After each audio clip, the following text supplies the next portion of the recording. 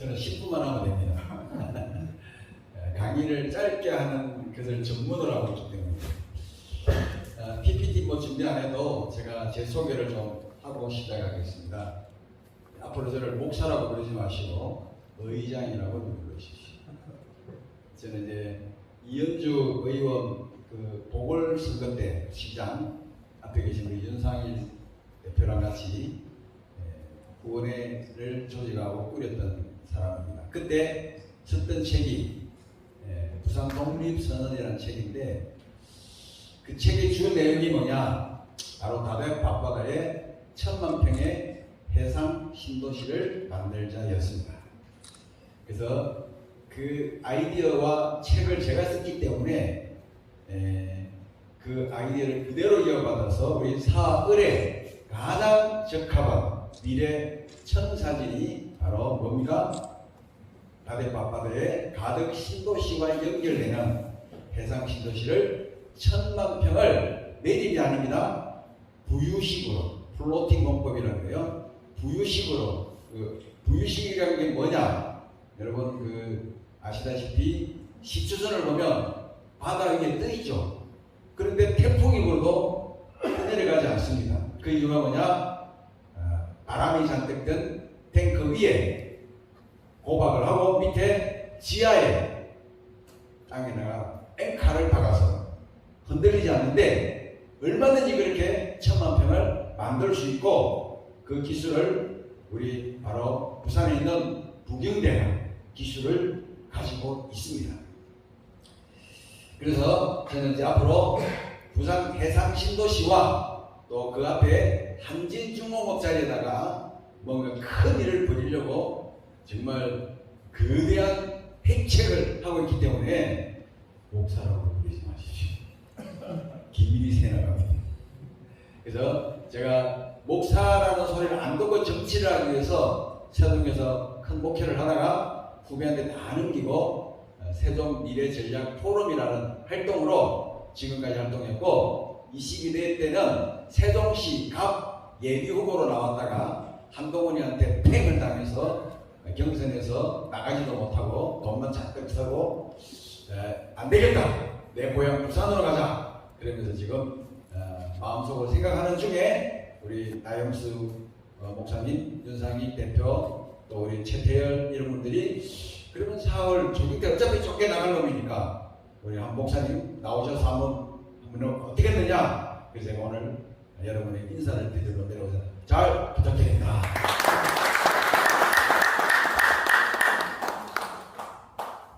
한 3분 지났으니까 7분 동안 여러분에게 드리고 싶은 이야기의 주제는 이 세상의 역사의 흐름을 좀 알아야 돈도 벌고 그리고 우파가 든든하게 설 수 있습니다.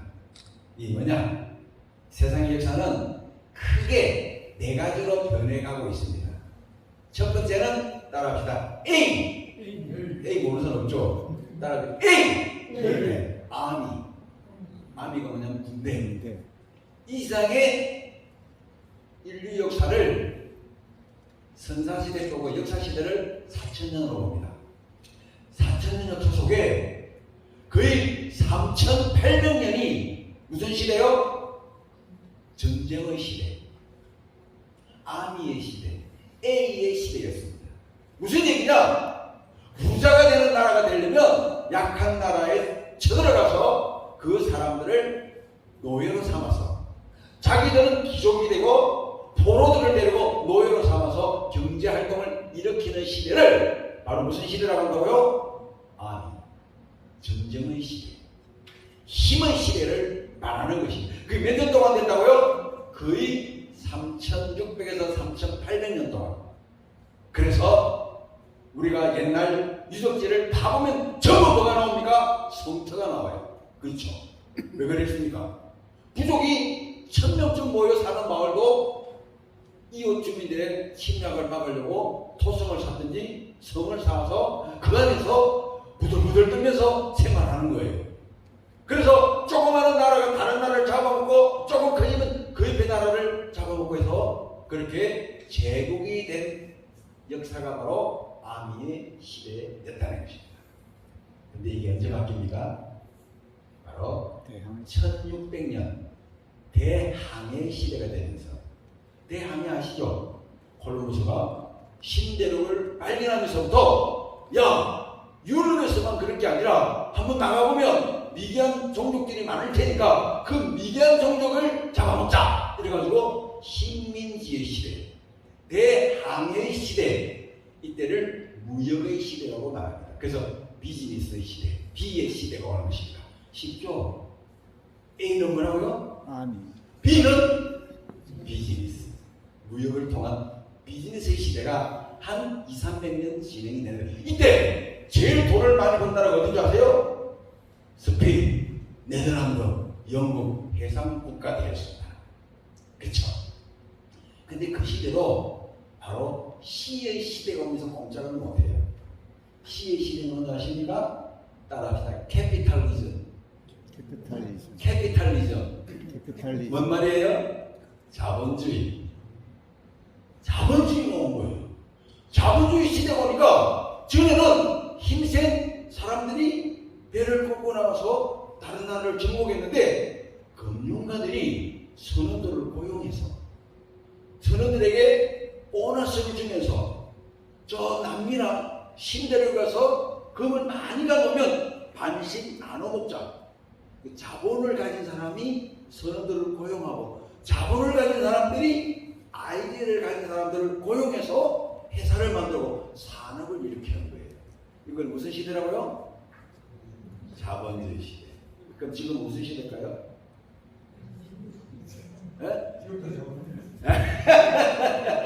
지금도 자본주의 시대에서 우리가 지금 꼼짝 못하고 있는 거예요. 그런데 앞으로 무슨 시대가 오고 있는지 아십니까? D의 시대가 오고 있습니다. D는 뭐냐? 브레인 디벨롭먼트. 뇌가 폭발하는 시대가. 뭐가 폭발한다고요? 뇌가 폭발하는 머리가 폭발하는. 다시 말해서 아이디어가 자본에게 말을 합니다. 나 이런 아이디어가 있으니 나한테 투자해. 이미 그런 시대가 오지 않았어요. 바로 그런 시대를 상징하는 사람 여기 나오죠? 일론 머스크, 젠슨 한, 샘 울트만, 이재용, 이런 분들은 내가 아이디어가 있어. 왜 나한테 투자해? 한 주당 1,000원에 줄 테니 내가 이거를 삼성전자들을 20만원을 만들게. 그 몇 배를 버는 거예요? 2,000배를 버는 거예요. 지금은 무슨 시대라고요? D의 시대. 이것을 따라서 내본주의 시대가 온 거예요. 근데 여러분, 이 시대에 여러분 지금 주식하고 있으면 될까요? 안 될까요? 안 돼요. 절대 안 돼요. 누구한테 투자해야 될까요? 김지영 같은 사람한테, 아이디어가 많은 사람들한테. 야, 지금 아이디어 좋으네? 야, 이거 내가 집에 있는 뭐 하나 더 조금 줄 테니 나도 1,000배 튕겨줘. 이런 시대가 온단 말이에요. 정치도 마찬가지 시대가 옵니다. 정치도 상상력을 가진 사람이 정치를 해야 돼요. 대한민국이 먹고 사는데 큰 시장 공헌을 했다고 말하는 사람이 한 명 있죠. 누구예요? 박정희. 그분은요, 조선의 이 미래를 어디서 배웠냐면 만주국에서 배웠어요. 만주국이 세워지고 나라가 경영되는 걸 공부하고 와서 그대로 적응해보면 어떻게 된 거예요? 대한민국을 산업화를 일으킨 거예요. 맞죠? 그죠? 마찬가지로 앞으로의 시대는 상상력을 가진 사람이 대한민국의 30년 뒤에 먹거리를 생각하는 사람들에게 정치를 맡겨야 돼요. 정치와 경제는 항상 따라갑니다. 아시죠? 우리가 중고등학교 때 배웠던 교과 과목이 정치, 경제가 항상 붙어 있어. 뭐라고 불렀어요? 정경이라고 불렀죠. 정경. 그쵸? 네. 그렇습니다. 근데 여러분, 제가 왜 여기 나왔느냐면 주제가 뭐예요?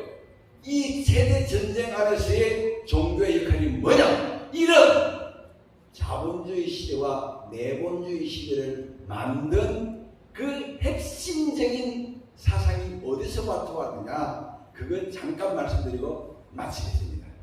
누가 가져왔을까요? 칼빈이 가져왔습니다. 누가요? 칼빈. 16세기 칼빈이.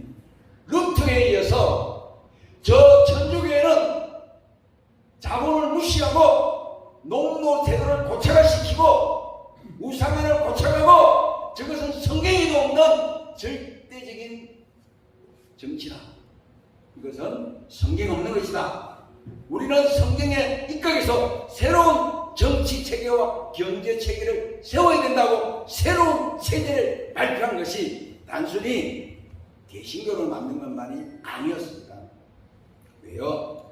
막스 베버라는 유명한 신학자가 이 칼빈이 죽고 200년 뒤에 책을 씁니다. 칼빈의 신학이 뭘 만들었다? 자본주의를 만들었다. 그럼 그 이전은 뭐였느냐? 농노제도였습니다. 농노는 뭐냐? 장원을 만들어서 장원에 영주가 있습니다. 그 장원하는 땅은 다 누구 거예요? 영주의 땅입니다. 그리고 그 내 영주권 안에 들어와서 살 사람들에게 땅을 나누어 주고 세금을 딱 50% 가져가는 거예요.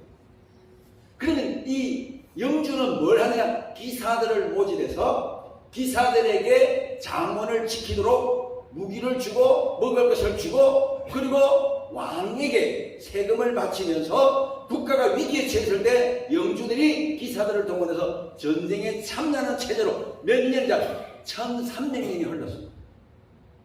이 1300년 동안은 뭐라고? 중세의 암흑기라고 하는 거예요.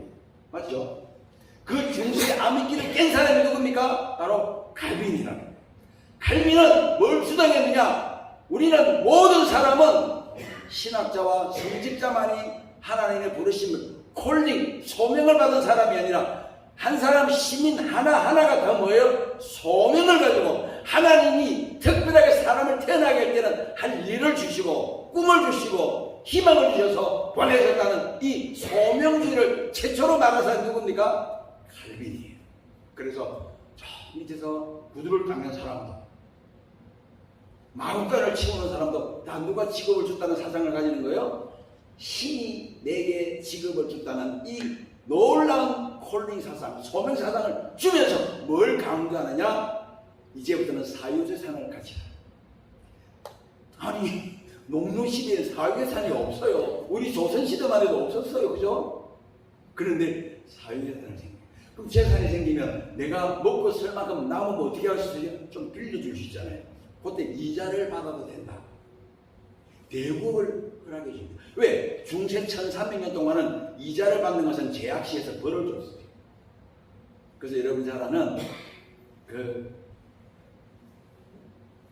이자를 받아서 이자를 못 갚으니까 살을 빼주다가 감옥에 간 사람이 있잖아요. 그런 시대에 칼빈은 대부업을 이자를 허락해서 뭐가 생기기 시작합니까? 자본이 형성되고 자본주의가 생기기 시작하는 거예요. 세 번째는 검면성실해야 된다. 너희를 감독하는 것은 주인이나 소유권을 가진 자가 아니라 하늘이다. 그러니까 하나님의 보는 앞에서 열심히 일을 해서 열심히 살아라. 이런 열심과 근면을 가르칩니다. 그러면서 하나의 파가 형성이 되는데 그 파를 프랑스에서 뭐라고 말하는 것 같습니까? 따라합시다. 위그노파. 혹시 들어보셨어요? 위그노파.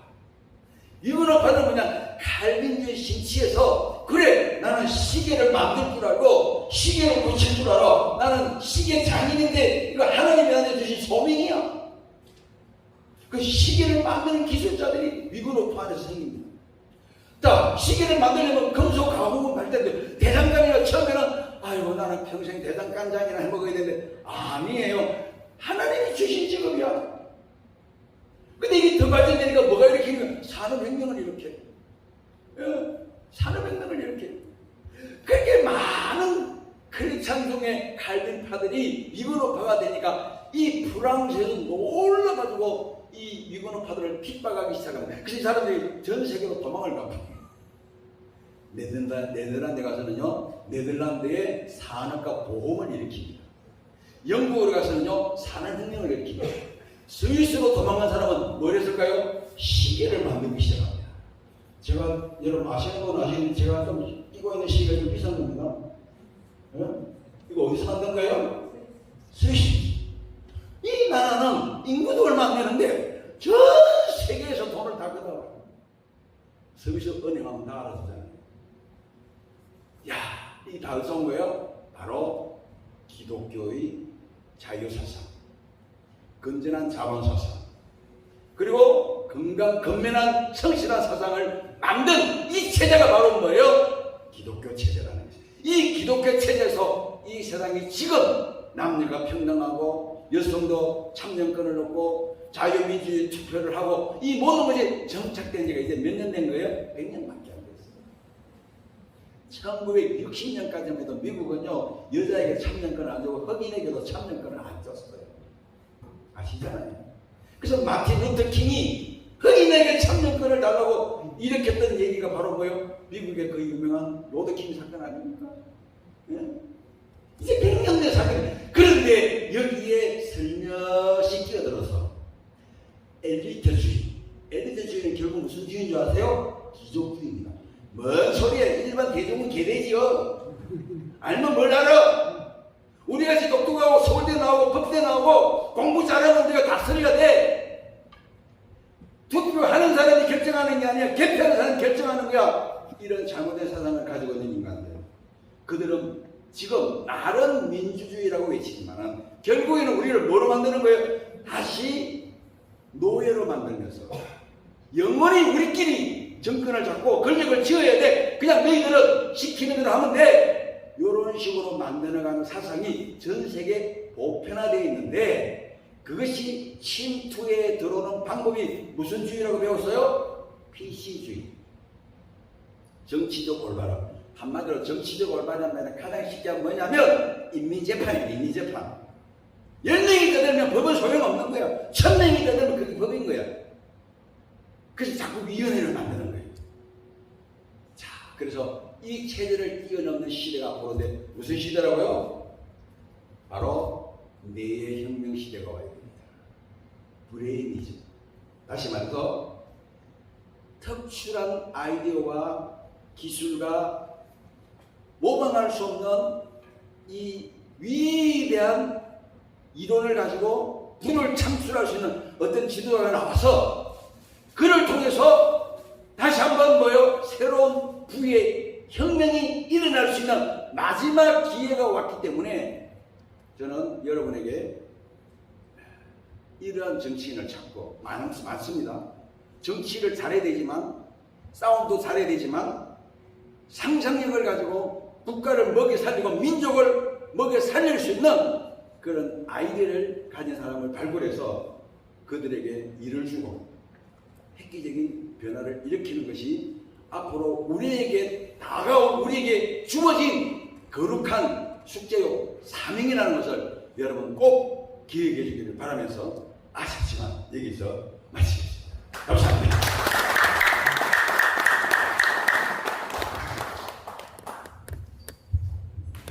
감사합니다. 주제가 시작된 지 착각했습니다. 오늘 오신 분 중에서 사각과 을에